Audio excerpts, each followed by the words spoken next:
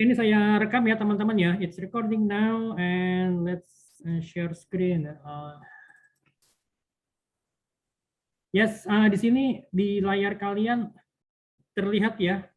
Untuk yang pertemuan kedua, ini kita akan bicara mengenai wira swasta, kemudian wira usaha, dan juga bagaimana kita bisa berpikir mengenai perubahan gitu ya. Oke, so kita lihat di sini apa sih yang membedakan antara wira swasta dan wira usaha? Ada yang tahu?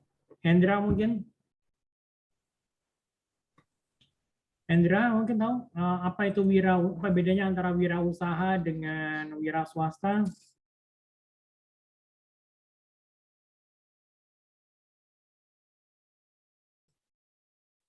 Ada yang tahu? Anyone? Oke, Salman mungkin?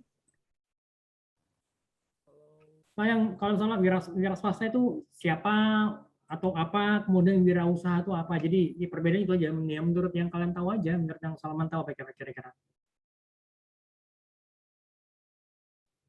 Anyone?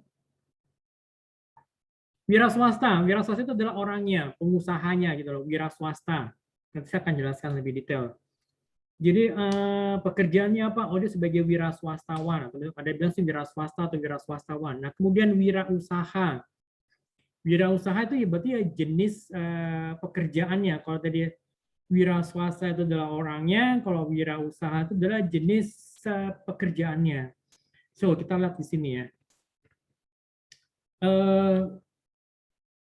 Sebenarnya sih kita pengennya seperti ini loh. Jadi ada dua kompetensi dasar untuk mata kuliah kewirausahaan. Jadi yang pertama adalah menjadi ilmuwan dan profesional yang memiliki pemikiran kritis. Jadi harus kritis, kreatif, inovatif gitu kan ya. Jadi ya harus kritis dengan lingkungan sekitar, ya kan bisa melihat apa yang menjadi peluangnya, apa yang menjadi threats-nya atau kan threats itu adalah ancamannya, kemudian juga apa yang menjadi kekuatan kita, strength kita tuh di mana sih, kekuatan kita di mana, dan juga weakness-nya apa sih buat kita gitu loh. Gitu ya. Nah, kalau misalnya nanti kalau kalian nanti belajar strategic management gitu ya, kalau nggak salah semester 4 atau semester 5, kalian akan coba diminta misalnya untuk coba berpikir apa yang menjadi analisa internal kalian. Jadi apa yang menjadi kelebihan kita gitu ya, strength kita apa, kemudian juga weakness-nya kita apa, dan kita punya kesempatan apa di luar gitu loh. Apa yang menjadi opportunities kita di luar, dan juga apa yang menjadi threats-nya. Contohnya misalkan kalau threats itu atau ancaman, jadi jadi ancaman atau ya tantangan gitu loh. Jadi threats misalnya gini, kalau threats-nya itu adalah misalnya seperti kayak peraturan PPKM gitu, jadi pembatasan kegiatan masyarakat gitu kan ya. Ya pastinya kan orang akan membatasi untuk berkegiatan di luar rumah gitu ya. Jadi kalaupun misalnya mereka keluar rumah ya hanya untuk hal-hal yang penting saja. Tentu juga sekarang masih tetap berlanjut kan PPKM gitu kan ya. Bayangkan pada saat misalnya PPKM pada saat level 4 di awal-awal pada saat awal-awal Juli itu ya, pada saat puncak-puncaknya atau second wave dari COVID-19. Kalau kalian punya usaha gitu kan, kalau kalian punya usaha kuliner, rumah makan itu kan ya, kalian hanya bisa mengandalkan orang yang datang untuk take away, atau mungkin kalian bekerja sama dengan Gojek, bekerja sama dengan Grab atau Shopee Food, ya hanya mengandalkan dari situ aja kan. Tapi kalian tidak bisa mengandalkan orang yang datang makan ke tempat gitu kan. Itu jadi merupakan sebuah threats, jadi merupakan ancaman gitu. Waduh, ini gimana gitu. Toh itu berarti itu adalah hal yang di luar dari kemampuan kita sebagai pengusaha atau sebagai perusahaan. Kita kan itu di luar kemampuan kita gitu. Berarti ya yang perlu kita lakukan, kita harus bisa menyikapi kira-kira apa nih yang bisa kita lakukan gitu kan. Ya makanya kalau ya bahkan ada beberapa mungkin kalau kalian misalnya di PGC itu kan ya misalnya tadi yang mereka yang yang biasanya service handphone, mereka sampai keluar gitu kan, sampai bikin tulisan mohon maaf ya, saya harus bilang ini ya, mohon kami lapar gitu kan, kami butuh service handphone di sini gitu kan, seperti itu kan. Jadi sama mereka harus turun ke jalan gitu loh. Ya bayangkan pada saat PPKM, ya kan yang PPKM level 4 ya mall ditutup gitu kan ya, atau mungkin plaza ditutup ya, biasanya mungkin kalian kerjaan di mall, kalian salah punya toko di mall ya berarti ya usaha kalian nggak bisa berjalan gitu kan. Apalagi misalnya usaha kalian bukan usaha yang sifatnya apa, bukannya sifatnya apa ya, misalnya seperti makanan ataupun bahan makanan ataupun minuman gitu kan ya. Jadi kan nggak bisa buka gitu. Nah, jadi kita harus bisa berpikir kritis. Nah, dengan seperti itu kita dengan berpikir kritis kita bisa mencoba memunculkan apa yang menjadi kreativitas kita apa nih supaya bagaimana sih kita bisa berpikir kreatif nih, apa yang perlu kita lakukan, harus bisa inovatif gitu kan ya. Jadi kreatif, inovatif. Jadi apa nih yang perlu, bagaimana nih gitu loh, apa nih strategi yang perlu kita lakukan gitu loh. Makanya kalian berarti ya kalian harus bisa, ini sebenarnya belajar strategic management, jadi kalian harus bisa berpikir, melihat apa kondisi sekitar gitu ya. Itu pertama, melihat kondisi sekitar, lalu kemudian kalian juga bisa apa menyusun strategi, ya kan, kemudian implementasi strateginya seperti apa. Nah, pada saat implementasi ya kalian harus coba melihat bagaimana strategi yang diimplementasikan ini, kira-kira apa yang perlu diperbaiki, apa yang perlu apa namanya di-adjust, atau apa yang perlu ditingkatkan. Nah, seperti itu kan. Jadi semua sifatnya sistemik dan juga pasti ya ilmiah. Karena pakai ilmiah, jadi kita harus bisa melihat apa yang menjadi kekuatan kita, apa yang menjadi kelemahan kita, bagaimana kondisi di luar sana gitu kan ya. Nah, misalnya kayak kami, misalnya kan kalau kalian lihat, kalian mencoba melihat kira-kira kalau konsumen kita tuh seperti apa sih kondisinya gitu kan. Konsumen kita itu konsumen milenial tuh seperti apa sih sifatnya gitu kan. Ya pasti kalian kan termasuk di antaranya, mungkin kalian di antara ada masuk generasi milenial ataupun juga generasi Gen Z gitu kan ya. Kalau saya kan sudah di luar dari itu kan, saya masuk kepada Gen X gitu kan.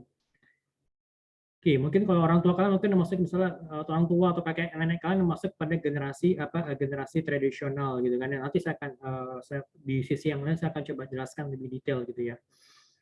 Lalu yang kedua, menjadi wirausahawan yang berbasis ilmu pengetahuan. Jadi kalian tuh punya basis ilmu pengetahuan ya, kalian tuh punya knowledge-nya gitu. Paling nggak kalian punya basic knowledge-nya gitu loh. Kalau misalkan kalian mau coba apa mencoba memulai misalnya usaha kedai kopi ya, kayak kafe gitu, atau apa ya, kafe gitu kan ya, karena saya juga sebenarnya basically saya juga seorang apa penggemar kopi ya.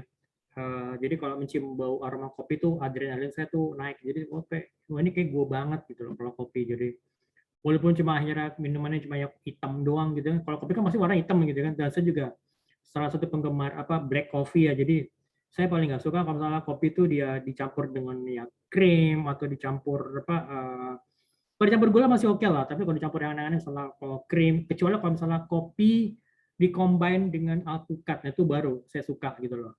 Nah, jadi kan harus bisa punya pengetahuan nih, kira-kira kalau kopi itu biji kopinya itu yang terbaik itu dari mana sih gitu loh. Kalian bisa biji kopi yang terbaik itu seperti apa? Kan ada jenis kopi apa?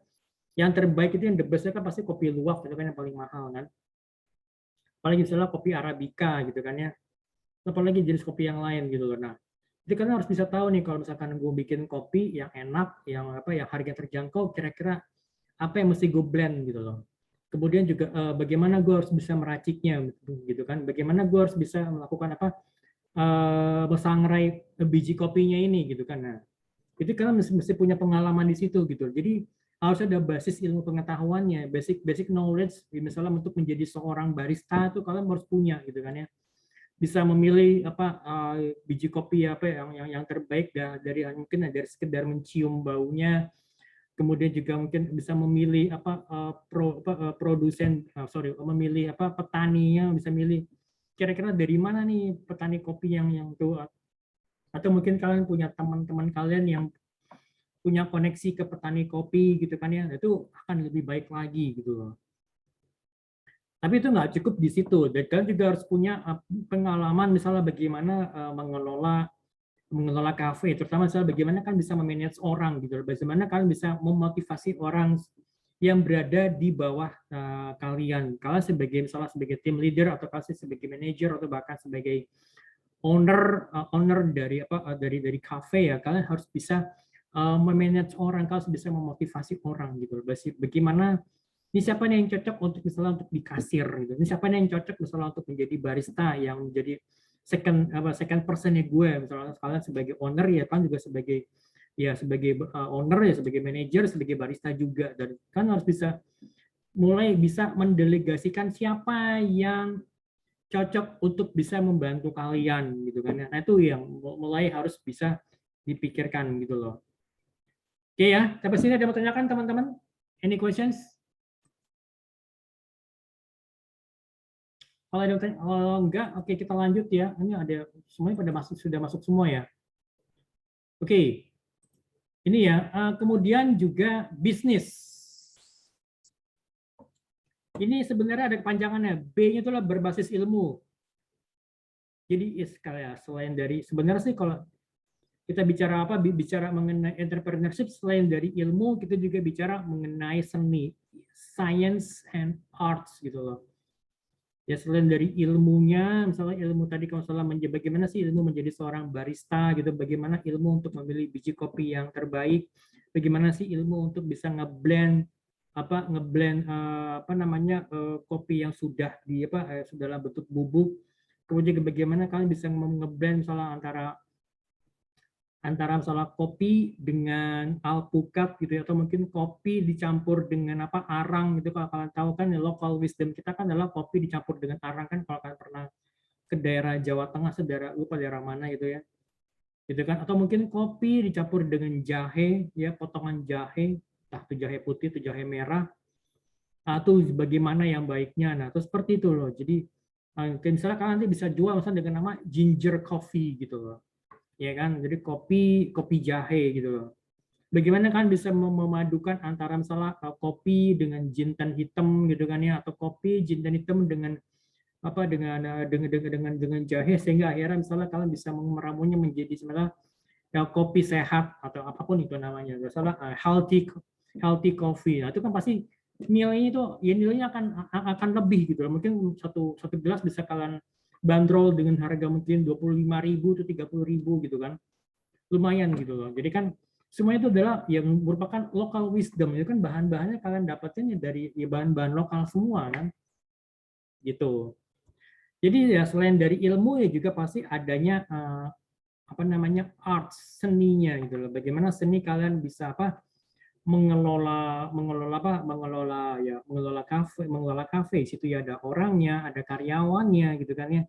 Ya ada customernya, ya ada apa lagi, ada suppliernya gitu kan. Supplier ya sebetulnya mereka yang mensuplai biji kopi ke tempat kalian, mereka yang mensuplai mungkin cup plastik ya ke kafe kalian. Nah, itu sebenarnya ya berarti ya selain dari ilmu juga ada arts-nya, ada seninya gitu loh.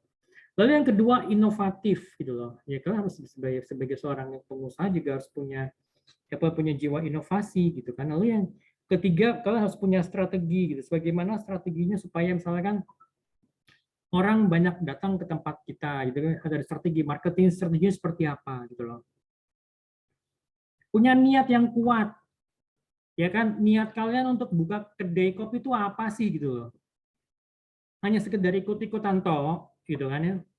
Atau sebagai ya cuma ya me too, ya me too bisnis, me too bisnis maksudnya ya orang lain buka, ya lo orang ikut buka juga gitu loh. Ya misalnya teman yang lain buka kedai kopi, mungkin pernah dengar dulu namanya Pak yang sempat booming itu es kepal Milo ya. Suatu orang buka es kepal Milo, yang lain ikutan buka semua. Gitu kan. Yang membedakan apa ya? Raya perang harga.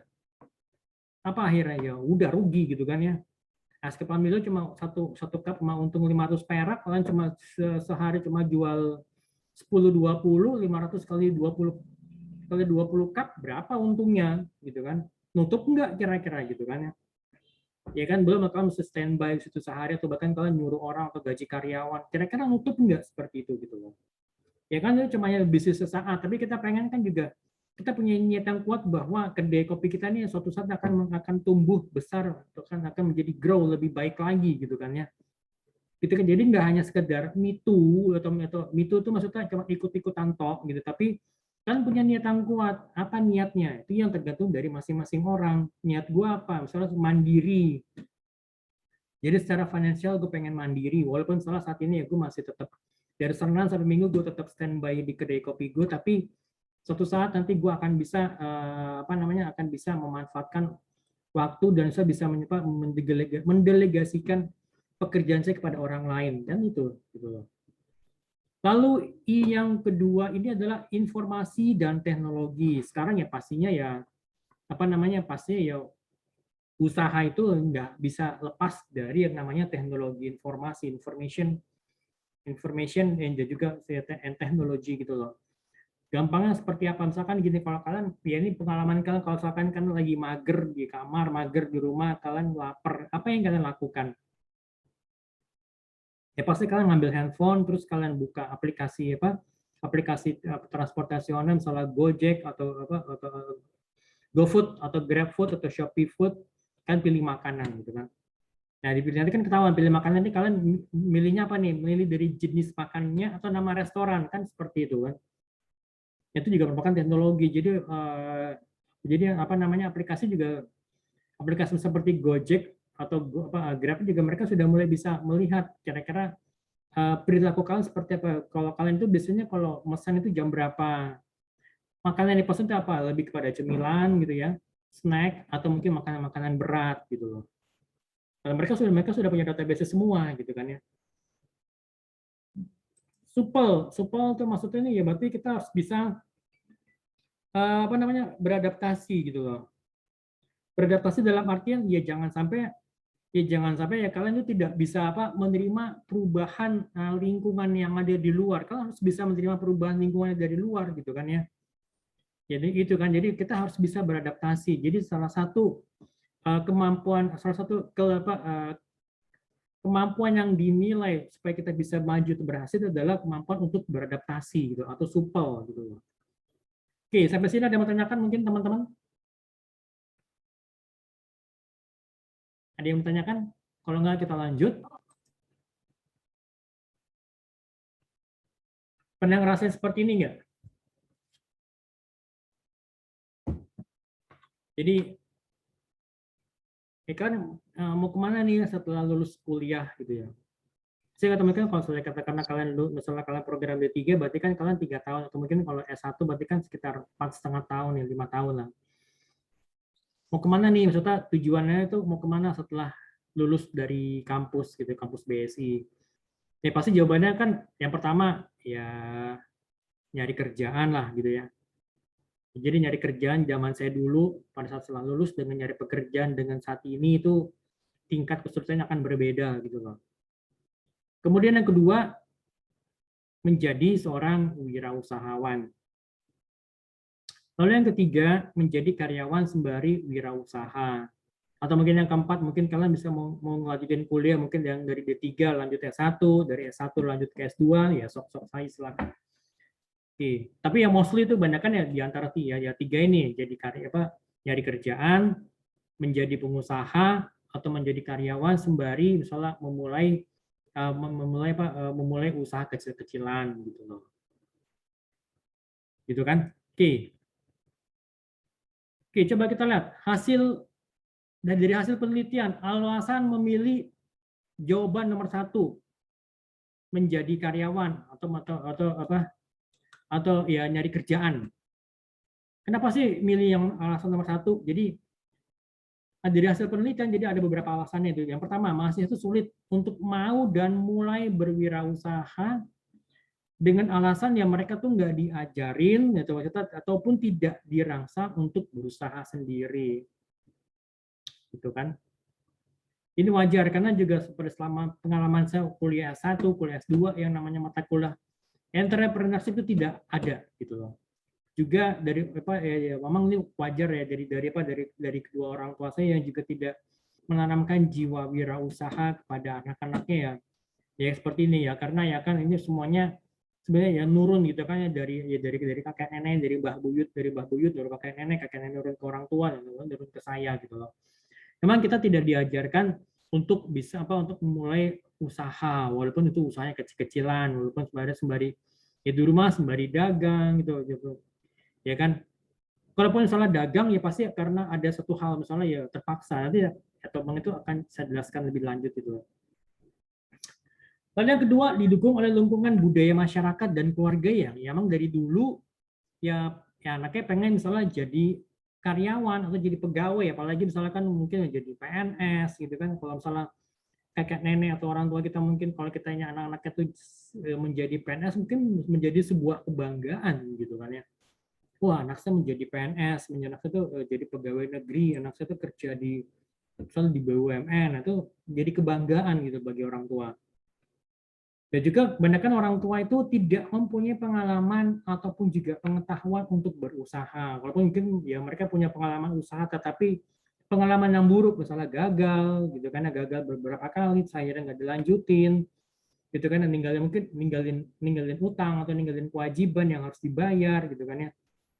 Ya itu seperti itu. Padahal sih sebenarnya ya yang namanya pengusaha itu ya pasti jatuh bangun, gitu kan ya, nggak mungkin sekali bangun usaha langsung jebret berhasil, enggak, tapi pasti ada jatuh bangunnya gitu kan.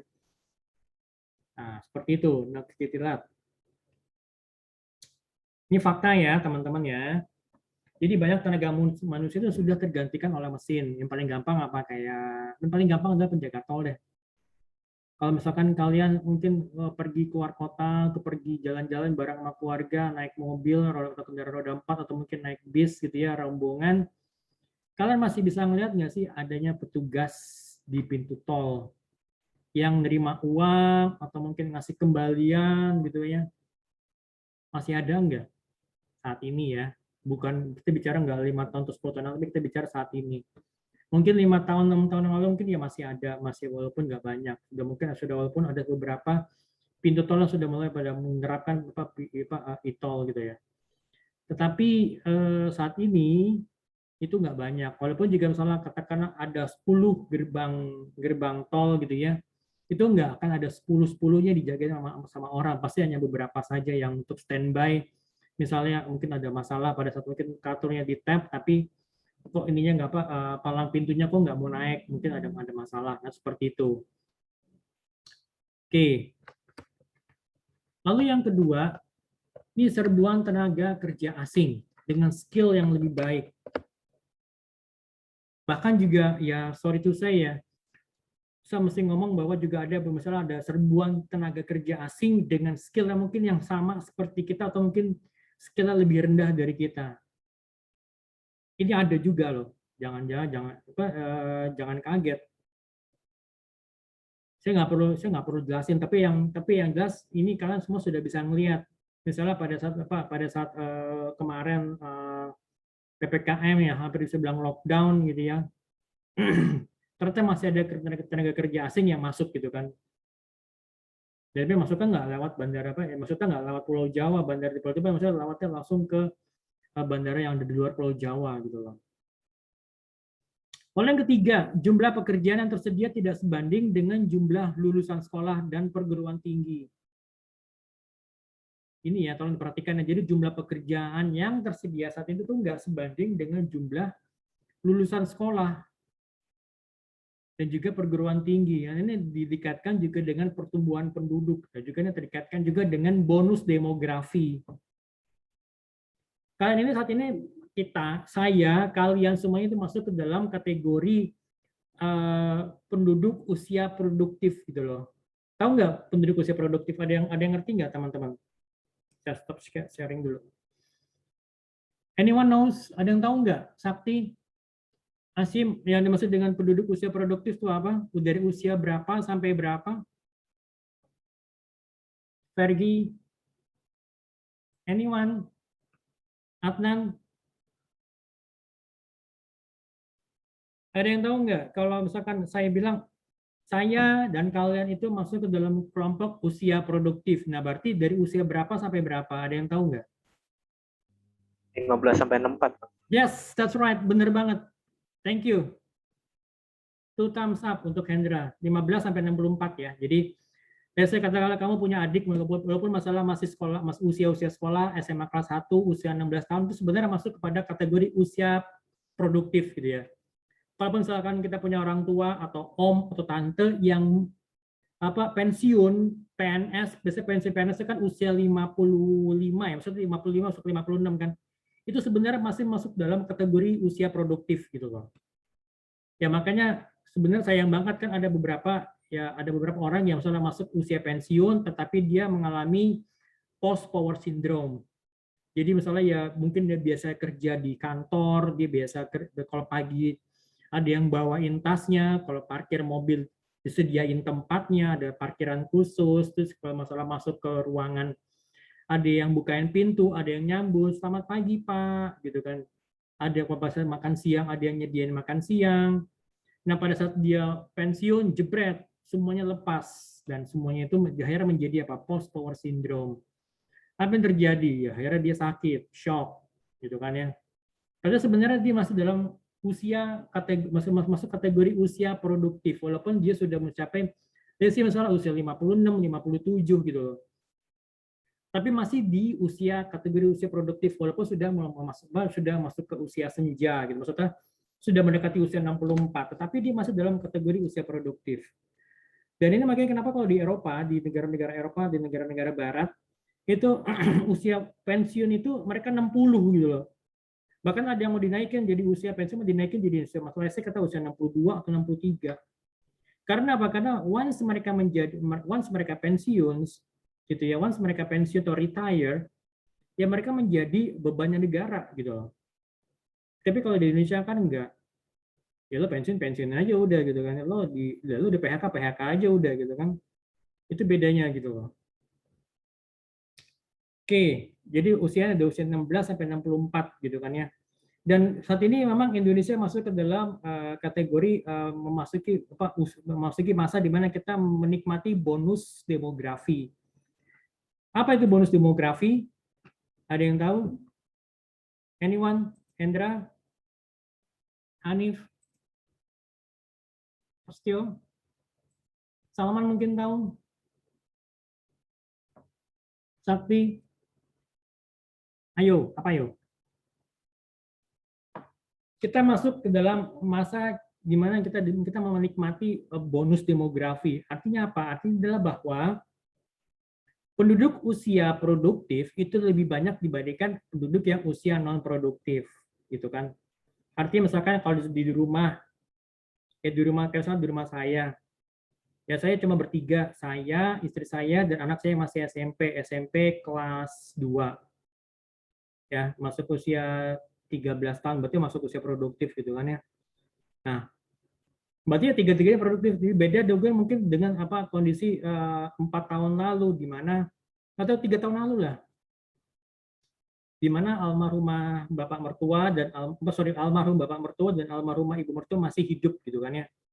Ada total ada 5, tetap ada 5 dan anak saya masih kecil gitu, masih di bawah usia produktif. Jadi kan yang bagi di rumah kita tuh berarti ada 3 orang yang berusia non produktif dan 2 orang berusia produktif gitu kan ya. Tapi dengan seiring berjalannya waktu, jadi seiring bertambahnya usia kan ya, saya bertambah usia, ya bapak dan ibu mertua juga bertambah usia dan juga dipanggil oleh yang maha kuasa gitu kan ya. Ya akhirnya ya kan tinggal kita bertiga gitu loh. Jadi saat ini ya kita mengalami di mana kita masuk ke dalam kategori bonus, kita memasuki ke kategori bonus demografi, dan itu yang memang harus benar-benar diberdayakan oleh pemerintah. Jadi sebenarnya kita nggak usah nunggu pemerintah gitu, tapi ya kita mulai dari inisiatif diri kita aja gitu loh. Gue mesti ngapain nih, gue mau ngisi hari-harinya itu nggak hanya sekedar rebahan tuh, tapi ya oke boleh rebahan, tapi rebahan yang berguna gitu kan ya. Gitu. Kalau menurut saya ya, jadi kan itu usia kita kan nggak tahu nih kita hidup sampai usia berapa, tapi paling tidak ya kita melakukan yang terbaik pada saat ini gitu loh. Oke, next. Sebentar.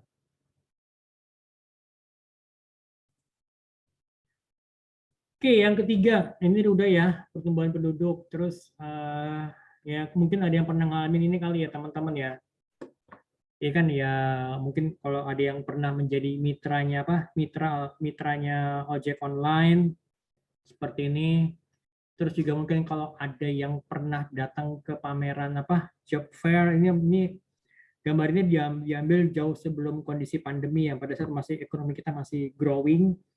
Tapi bayangkan kalau pada saat ekonomi growing aja nih masih pengangguran tuh masih masih tetap ada gitu kan, apalagi pada saat kondisi seperti yang sekarang ekonomi kita yang bisa bilang minus ya pertumbuhannya, ya pastinya pengangguran ya akan bertambah gitu kan ya gitu. Oke, apa solusinya? Nah, jadi solusinya kalau dari pihak kampus, jadi ya pastinya kita sebagai ya lembaga pendidikan tuh diharapkan mampu ya menciptakan jiwa entrepreneur, jadi menanamkan jiwa entrepreneur gitu loh. Jadi ya diharapkannya nanti ke depannya ya para mahasiswa ini bisa mampu mandiri dan juga menciptakan lapangan pekerjaan gitu loh. Ya paling nggak lapangan pekerjaan ya buat lingkungan sekitarnya lah, buat tetangganya gitu kan. Mungkin kalau kemarin ada yang buka konveksi, paling nggak ya karyawannya dari lingkungan sekitarnya, mungkin yang ngambil dari tukang jahitnya gitu kan, yang bantu-bantu motongin gitu kan. Tapi tetap mungkin ya kalian yang tetap in charge, maksudnya tetap kalian yang megang kendali gitu kan. Oke, misalnya siapa yang lo yang jahit hari ini, lo yang lo yang motong hari ini gitu kan. Gue mau potongan seperti ini gitu kan. Nah, itu seperti jadi tetap kalian in charge gitu loh. Mungkin juga ya siapa yang nganterin barangnya gitu kan, mungkin siapa yang nantinya ketemu dengan konsumen gitu, mungkin tetap kalian sebagai yang ketemu dengan konsumen gitu kan, karena kalian sebagai ownernya gitu kan. Jadi paling nggak ya kalian itu mampu menciptakan pekerjaan lah gitu loh. Gitu kan. Oke, itu ya teman-teman. Sampai sini ada yang mau tanyakan teman-teman? Endra mungkin ada yang mau coba ditanyakan mungkin, monggo. Yang lainnya, Ferji. Oke, wira swasta atau wirausaha. Ini kita lihat pengertian dari wira swasta atau wirausaha. Pelopor wira swasta di Indonesia itu adalah Dr. Suparman Suhamapijaya. Dia menekankan adanya peluang kelompok kreatif entrepreneur Indonesia untuk mengangkat bangsa dari kemiskinan. Jadi kan pada saat itu ya, jadi kita tuh punya Pak Suparman itu mempunyai cita-cita supaya masyarakat Indonesia itu bisa keluar dari kemiskinan, apalagi mungkin di awal-awal Orde Baru gitu kan, yang bagaimana kita ya masih baru lepas dari penjajahan, kemudian kan juga masuk kemana ke tahun-tahun 1950 sampai dengan tahun 1960. Kemudian juga kemudian adanya pemberontakan PKI di tahun 1965, kemudian peralihan kepemimpinan dari Bung Karno ke Pak Harto pada saat itu kan maaf, perekonomian itu kan gonjang-ganjing gitu loh. Mungkin kalian kalau pernah nonton filmnya itu, film Ketiga PKI kan itu digambarkan kalau untuk beras aja gitu rakyat harus ngantri gitu loh, masyarakat harus ngantri beras, ya kan? Dan itu ngantri nggak ya maksudnya ya itu pun ngantri pun dijatah gitu loh. Ya. Oke. Nah, istilah wira swasta itu dihubungkan dengan istilah saudagar yang berasal dari bahasa Sanskerta. Gitu. Yang punya pengertian atau arti bahwa wira swasta itu, wira itu artinya manusia yang unggul, manusia yang teladan, punya budi luhur, berjiwa besar, berani, pahlawan atau pendekar, berwatak agung. Swa itu artinya swa gitu, pakai swasembada. Swa itu artinya sendiri, mandiri.